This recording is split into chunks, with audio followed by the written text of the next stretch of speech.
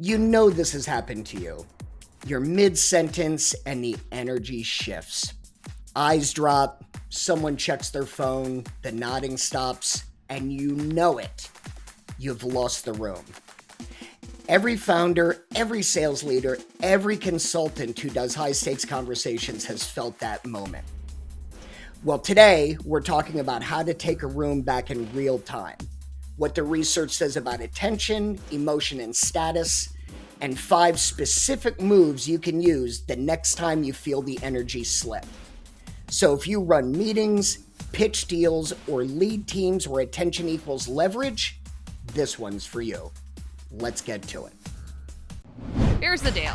Sales isn't about pushing harder, talking better, or flooding inboxes. That's noise, not strategy. Real business development?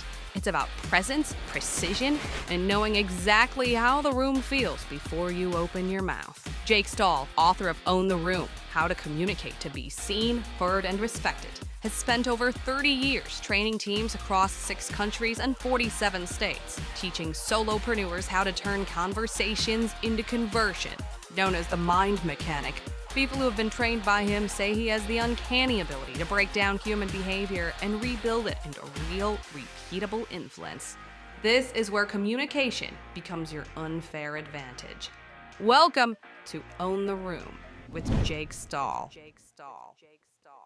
So, Jake, I was pitching my big new podcast package on Monday to this very interested client, or so I thought. And about halfway through, they're still nodding, but something changes in them. It's almost like they've stopped caring. And I'm going, what did I do? Somehow I lost them. I was pitching them hard. I thought it was going well, and somehow I lost them. Does that ever happen to sales pros like you? Always. I mean, let's face it, we're communicators and we want to communicate our way, and we don't always kind of listen to the way they need to be communicated to. So I will tell you, John, this is the single biggest question I get asked on a podcast is I lost somebody, I lost a room. How do I get them back? What do I do to bring them back to the table? Yeah, So, and that's a big question for anybody, because we've all been there. It doesn't matter whether it's in the boardroom or in the bedroom, right? We've all lost somebody. yeah, for sure. And I think, John, the best place to start with this is just understand there's a lot of myths about why we lose somebody. You know, we start to lose them, and let me guess, John, you sped up because you thought you weren't giving them information, and you tried talking a little bit louder to catch their attention, right? You tried those simple tricks. I was ready to put on like a clown suit and do a little dance, whatever it took. And it's funny because the things we typically do, John, are actually exactly the opposite of what we should be doing. So there's 3 real big reasons why people tend to get lost in a presentation or that you start to lose a room. The first one is stacking too many concepts. So if we're talking to somebody or we're presenting a sales pitch and we've got 8 features and 12 different pricing packages, people just get lost. You know, there's just too much. The brain says, I've had enough. It's like when you go to a diner and they've got like an 8-page menu and each page has 100 items on it. And you're like, oh, this is exhausting. Just picking out what I want to have for dinner. Yeah. So cognitive overload is really number 1. And the second one is groups tend to be heavily influenced by either the leader sitting in the room who they perceive to be the leader, or they get very anxious based on how you are. So they're heavily swayed by the most prominent mood in the room. So if that person's tense, they get tense. If that person is kind of losing consciousness, the group starts to lose consciousness. So that's the second one. That's the emotional contagion we talked about in a prior episode. Is that kind of like mirroring too? Because you're facilitating some sort of mirroring in your prospect or whoever is on the other side of that conversation. Yeah, very much so. And it's also them mirroring the person who's the perceived leader of the room. Okay, which is So, us when we're pitching. exactly right. Got it. So, and then the last is there's nothing to keep their attention. So, in other words, the best way to get somebody back involved is to create what we call an attention spike. So, get something that just kind of riles them back and brings them back to the room. Because when you get that low monotone, you're doing 1,000 words a minute and they all sound the same, there's just nothing to grab and pull the person back in. So my clown So, suit is actually a good idea. the clown suit would have been perfect. I knew it. So you should start by just wearing that when you're doing this, John. I think that's the key thing. Yeah, just start off that way, and then you won't lose them in the first place, right? Yeah. And there's 3 mistakes we make when we're talking to somebody. The first is we tend to speed up and talk louder. And the problem Mhm. is that increases cognitive load. So we don't want to do that. The second is we get embarrassed. And instead of just acknowledging, hey, I think I lost you, we try to do some magnificent verbal magic trick that will bring them back. Yes, relatable. Right? And then the last piece is we think of tension as a bad thing, but in fact, creating cognitive tension can be a good thing. So we try to relieve tension in a room, and what that actually does is it makes us lose them quicker. So, Mm. John, I've compiled 5 things on how to bring people back to your attention and get the room or the other person you're speaking to listening again. Okay, well, I'm excited to run those down. I think it's important to just have run down why we lose them in the first place and what not to do, right? Because Yeah. sometimes the instinct is to do exactly what we shouldn't do. Boy, it's like it's so humbling to walk through because everything that you said that we shouldn't do are exactly my instincts to go do. Talk faster, be more be more interesting or do some sort of desperation trick to grab them, right? It's all exactly what I try to do. So, knowing that that's not what we're supposed to do, let's dive into those 5 things that we should actually do. And again, this is once you've lost their attention and are trying to get them back. Right. And again, let me emphasize this can be a keynote speaking event. This can be in a boardroom. This can be when you're talking to just one person in a sales situation, or this can even be at home. You're Yeah. talking to your kids or your spouse and you see them drifting. These things you can use to get them back as well. Yeah, I'll send this to my wife when we're done. I think she might enjoy this too. Sounds good. All right. So the first one discusses a little bit of what we talked about on a previous episode, which is silence. Now, this is going to be a little weird, but the power of this is incredible. Hmm. Stop mid sentence. So if I'm talking to you and I'm presenting something, I may say, and so the price for that is $20.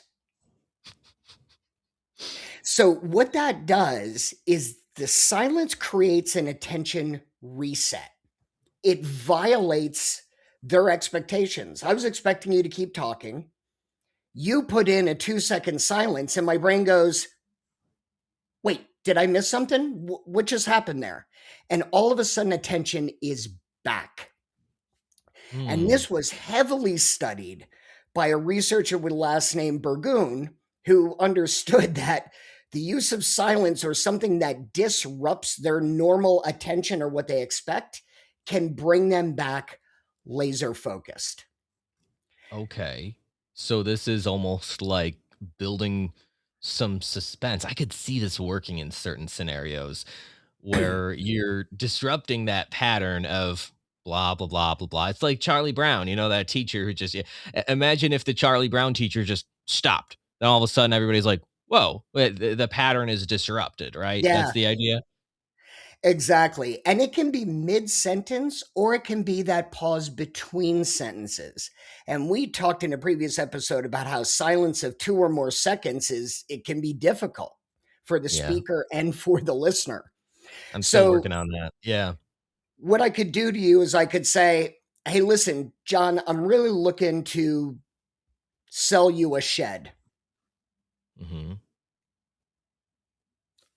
Let's think about that differently. I'm not trying to sell you a shed." So did you see how that silence kind of just made your brain go, "Are you going to keep talking?" Yeah, exactly. I was wondering, and it got me thinking, like, that's actually kind of timely right now. I might need a shed.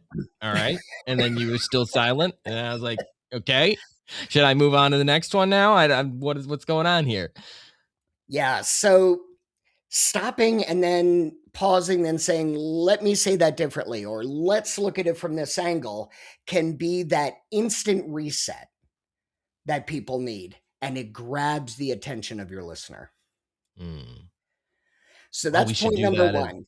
and every podcast we should try that maybe at the We could beginning. drop a silence in at any time and have the listeners think, "Oh my God, is it over?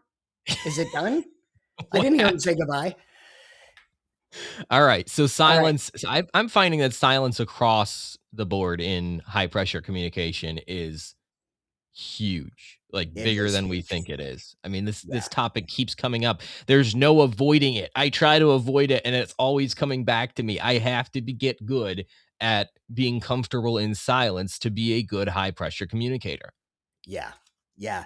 It is literally the secret weapon for sure. If there was one thing, if we had to just put out one tip that anybody could use to dramatically increase their high pressure communication, to increase their sales or to increase attention, it's silence. That is Mhm. literally a game changer. Well, then that's very good. It makes sense that that's number one here when you've lost the room, even though that partially doesn't seem to make sense in my mind, but it does, right? So what's number two? All right. Number two is name the energy. So a lot of people will take the fact that the room is drifting or they're losing their attention. The prospect's kind of zoning out, and we think, talk quicker, talk louder, give them more benefits. Name it. John, listen, it feels like we're starting to drift a little bit. Let's reset. And let me just ask, is there any questions at this point? So you're kind of acknowledging the drift and you're saying, let's just stop. And whatever caused it, let's push that out of the way so we can move forward. A low status speaker will ignore tension completely like that. A high status speaker surfaces it and acknowledges it and cures it. So, naming the energy is huge. And we talked about this in a couple of other episodes about how name it to tame it, right? Yep. I saw you sit back in your chair. Looks like I might have tripped something for you mentally. Let's talk about it. So, name the energy is number two. It feels like conceding. It feels like I want to do the opposite because I don't want to admit that I've started to lose them. But the cool thing is when you do name that, I could see that being like, oh shoot, he's noticing that I'm starting to not pay attention kind of thing. And so it kind of works both ways in a sense. Well, and you're almost doing them a favor because I don't know about you, but I've been in those conversations where I've started to drift. And Mhm. sometimes you don't even realize it. And by the time you come back, you're like, oh my God, I just missed like 30 seconds of that conversation. That's true. I've been there. I've definitely Right. been there. Yeah. So if somebody politely names it and pulls me back in, they're kind of doing me a favor. In a way. Yeah. Yeah, and they're not insecure that cuz there's a security factor in there too, right? Oh, Where yeah. the reason that I wouldn't name that is because that's like it's like admitting defeat, like admitting that I might not be a good high pressure communicator. Like and to me that's but that honesty is basically being secure and saying that you know what, it's just the reality of it. I've lost you for whatever reason. Now I'm here to pull you back. Yeah. Yeah. And it takes you setting your ego at the door. to make Yep. that happen. Exactly. Well Because said. we want to emphasize here that being a great communicator does not mean you dominate or you heavily persuade. It means that the points are getting across, everybody's paying attention, everything we're doing is flowing in the right direction, you're all on the same page. That's a lot different than being a smooth talker, silver tongue. It's just a lot different. Yeah, agreed. So silence, then you name it to tame it. What else do Yep. we do? Number 3 is ask a decision question, not a clarifying question.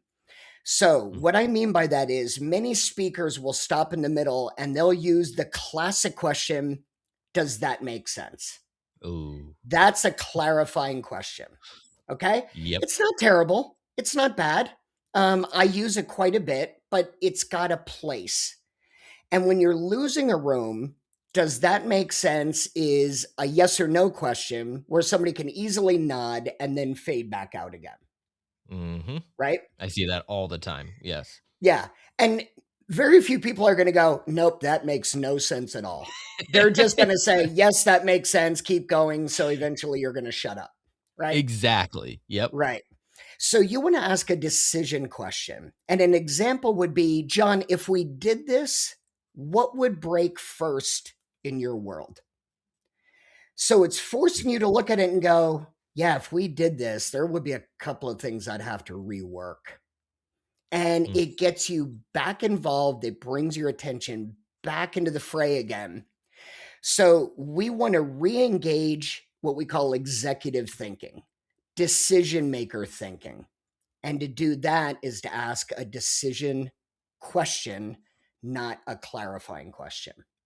Oh, this is so good because that right there was that point. Did you hear that? That was the point. Okay, where a lot of us we can add a couple of seconds of silence. We can even admit, all right, hey, I see that you, but what we end up falling back into is just looking for that validation of, hey, that makes sense. Are you still with me? Is one that I hear all the time. It'd be easy to just say, they're not still with you, but are you still with me? Yep. Okay, now I can move on.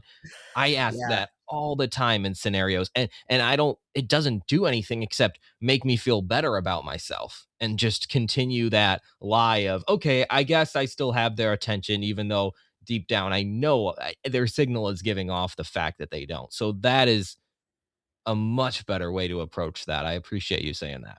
Yeah. And the beauty of this, John, is you can pick a random question. Like if we did this, what would break first in your world? You could ask that to anybody, right? So you True. can literally have some decision questions already created that you use with everybody. So this Doesn't doesn't matter. require you to think. It just Yeah. requires you to prepare some that are general like this, but get them to do executive thinking. And then they're back. So when somebody does executive thinking, they're back, right? They're not Yep, as likely to just drift back off into la la land. correct. Okay. All Brilliant. right. Brilliant, Jake. All Moving right, but on we to got number two more. 4. Yes, we have 2 more. Number 4 is lower your volume. Now, this Oh, is so counterintuitive because many of us think when the energy drops, I got to crank it up. I got to get louder. I got to get more flamboyant. But the reality, John, is you want to do the opposite. really? Lower your tone, slow down, because the tendency people have is they want to lean in when they feel like they're missing something. So, wait, hold on. What was that? What? Wait, what? Repeat that again. So people get that, oh my God, I have to get in there. I worked for a company for 16 years, and this was one of the things a VP of sales was a master at. He would be talking, you would hear the audience start to talk amongst themselves, and they would start to not pay attention. He would just drop silent and then say, whenever you guys are ready. And there you couldn't have got better attention than if you set off an air siren. It was just that lower the tone, slow it down. All of a sudden, people are begging to find out what just happened. Why aren't they just yapping anymore? What did I miss? Is it over? What did he just say? So lower your volume, lower your tone, slow down, and that will get people to come back to you and give you their attention. Wow. What this reminds me of is when you're a teacher, and I teach a college class, and I could start using this for sure. But I think of a high school or middle school class where the teacher is starting to lose the room and everybody's getting kind of wild and crazy, and then all of a sudden she or he just starts yelling, and she goes, "Hey, hey, attention," and then everybody goes, like, "Oh gosh, like we're in trouble now, right?" And then they're silent for a couple of seconds, and then she goes back to her normal volume, and then they go right back to doing what they were doing, right? You could picture that moment Yep. happening. You wonder what would happen if she did the opposite and didn't get so overwhelmingly loud just to shock them and get their attention for 2 seconds. But if she were to actually use some silence, like you mentioned, and then actually quiet down. I'm just curious to see because it's so counterintuitive. We all want to be loud and get everybody's attention, and almost get like mad at them, like, "Hey, I'm still up here. I'm still exerting my authority." Yeah. And it's funny because people who are parents understand this really well because your kids are yelling and screaming, and you're like, yeah, yeah, they're yelling and screaming. At least I know they're okay. But as soon as kids are quiet for 2 minutes, you're like, are you guys okay? What are you doing? So it's one of those things where the silence just grabs you and rips you back in. Yeah. Oh, yeah. Because noise signals that everything's okay, right? Noise Yep. signals status quo. That's really interesting. I like that. Yeah, So really, these first four things are disruptors of some they are. sort. They're Yep. disrupting that brain monotony of starting to fall out of the conversation, and all of a sudden they're like that. They're like a splash of cold water. Like, Yep. okay, I'm back. All right. So I'm curious, is number five along the same lines? Number 5 is create tension. So we're going to call this one change the frame. This should sound very familiar to readers of the book. This is a reframe type of Mhm. method. So if you're explaining features in a presentation to a person or to a group, instead of explain the features, pivot to consequences. So instead of saying, hey, this platform will improve your targeting, say something like, if this doesn't change, what's the cost to you over the next 12 months? Mhm. So you go from telling them about the product to saying, what's it going to be like if you don't have the product? So you create the attention in the room, and that's when attention returns. And so this is a little different. This is still some sort of disruptor, but now we're moving from just trying to get their attention to trying to maintain their attention too. Correct. Yep. And so what would you suggest someone do? They've lost the room, they've implemented one of the first four strategies of, Yep. okay, I'm silent. Now all of a sudden people are like, "Oh wow, it is like that splash of cold water on the face." But now the tendency might be for that listener to go right back to that sort of checked out mentality, especially if they aren't really interested in what you're saying. How do we use this fifth strategy to keep them? Yeah. So you can use change the frame or ask a decision question here. So once you get their attention back, ask them something that's going to invoke what we called about earlier, the executive thinking, something that's Mhm. going to require them to think about a decision they need to make or a consequence that will occur if they don't make this decision. So once you get Mhm. their attention, hit them with that type of question that's going to keep their attention and get them really cognitively involved again. You talk about reframes in the book too, and I was trying to find quickly one quote that I really liked. But you talk about reframes building bridges, right? Yep. And how important that is. And that's ultimately what we're trying to do here. And what high pressure communication is, right? Because there's one way of looking at high pressure communication that is command and control, but then there's another way of thinking of it as a bridge to their world. So I think that's an important point too. Yeah, I would agree 100%. The power of a reframe cannot be overstated. And speaking of that book, I mean, there's so much more in this book too, Jake, that's like we scratched the surface of it a little bit with these 5 strategies, but there's so much more. Own the Room, How to Communicate to Be Seen, Heard, and Respected. If you don't have it yet, make sure you grab Jake's book, because it's I'll brag for you, Jake. Okay, you don't Thank have to you. sell your own book. I'll do it. I appreciate that. So, Joe, I'll let's review just real quick. yeah. First, stop mid-sentence. Drop that pause in there. Second, name the energy. Feels like we're drifting. Let's talk about how we get back on track. Third is ask a decision question, not a clarifying question. Try to get rid of the does that make sense or are you with me? Fourth is lower your volume, lower your tone, slow down, get the attention back. And last is change that frame. So go from explaining features to pivoting to consequences. Because, John, I think it's important to understand that when you lose somebody or when you lose a room, that's not failure. Failure is not noticing it and trying to correct it. The person who sees it, shifts, and calmly resets, that's the person who owns the room and is going to be the best high-stakes communicator they can be. So the best of the best, even the best of the best, lose the room sometimes. Absolutely. No question It's about it.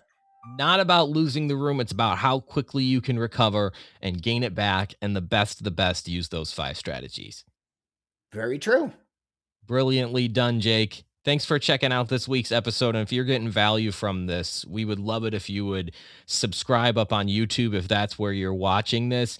Spread the word. When you subscribe and you turn on that bell so that you get notifications when the new episodes come out, it's just twice a week, okay? We're not going to overwhelm your inbox with notifications, but you still do get those notifications so you can better become the high-stakes communicator that you need to be to move your business forward. So make sure you subscribe up on YouTube and ring that bell. If you're listening up on audio, subscribe on your favorite audio platform. We would love to have you back for a future episode here on Own the Room. Thanks for checking out Own the Room with Jake Stahl. If you've gotten value from this episode, share it with the solopreneur in your life who wants to know how to communicate to be seen, heard, and respected. Review and rate the show wherever you check out podcasts, and grab your copy of Own the Room, How to Communicate to Be Seen, Heard, and Respected. We'll catch you next week on Own the Room.